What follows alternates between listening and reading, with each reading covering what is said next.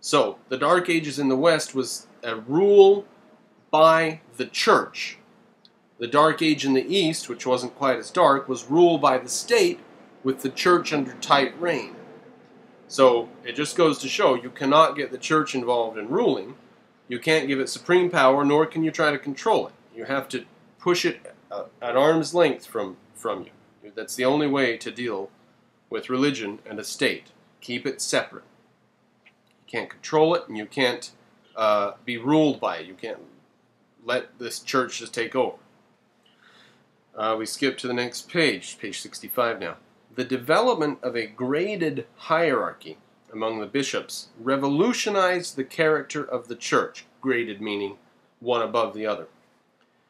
For 3 centuries, the Christian organization had been democratic. Now remember, or I shouldn't say remember, I don't think I've mentioned it so far in this video, that Christianity is bastardized Platonism. Just Platonism warmed over, that's all it is. It's philosophically, Christianity is Hellenism with some bits of Hebraism put in there. Hebrewism or Hebraism. So, philosophically, it has a Greek core, a Greek skeleton, a Greek center. A Platonic, specifically, Plato's philosophy is at the center of it. And for that reason, for a long time, the church operated very much in the way that the Greeks did, without any recognition of hierarchy and who's above and who's below. Quote, the centralized hierarchical system enabled the emperors to control it in a way which would have been impossible if the old democratic forms had continued. So you see the infiltration into the church of hierarchy as the state tries to control it. Then, once the hierarchy is established, the state is even more easily able to take control, and it's sort of a self-feeding cycle. Now on the next page, page 66, a quick quote. It is to be noticed that canon law exerted little or no effect upon the Roman civil law before the 7th century.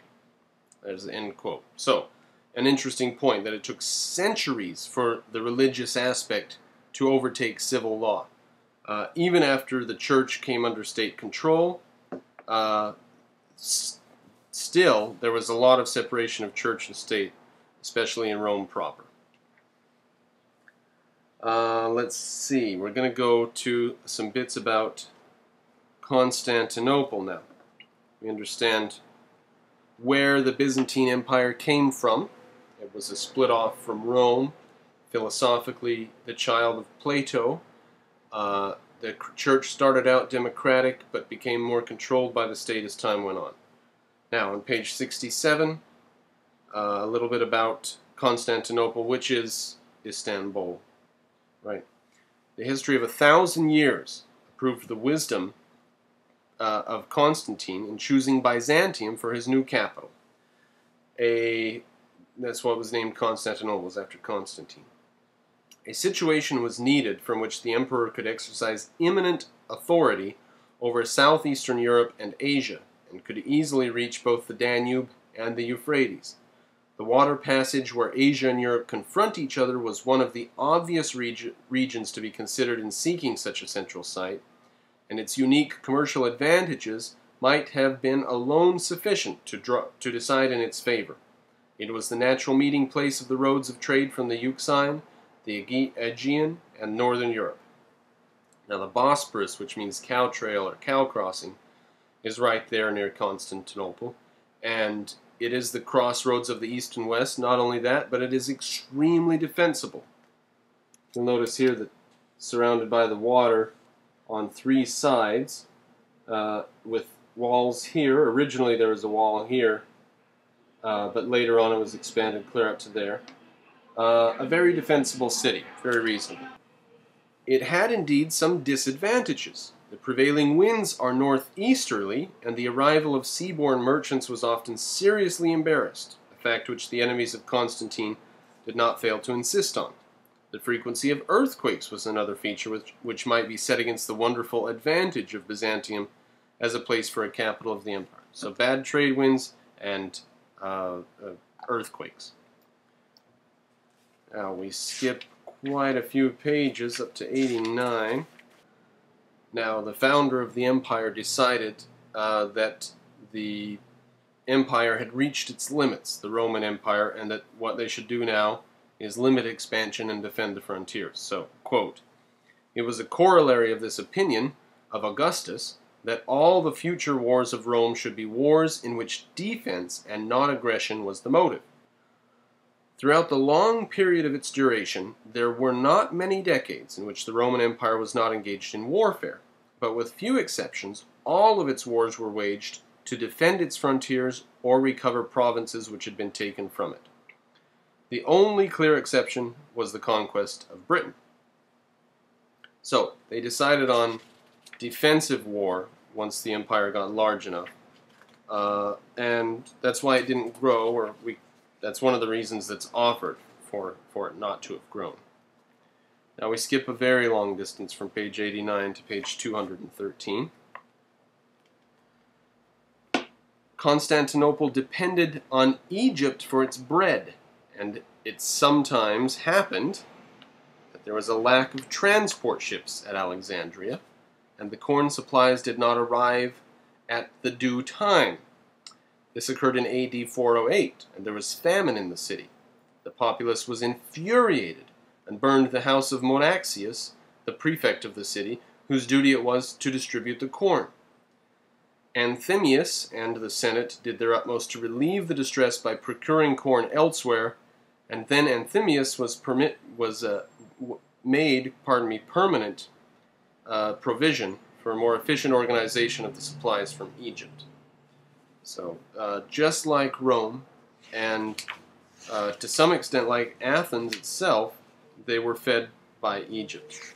Interesting, you go back in history and you wonder, how do these massive cities get established in the Mediterranean?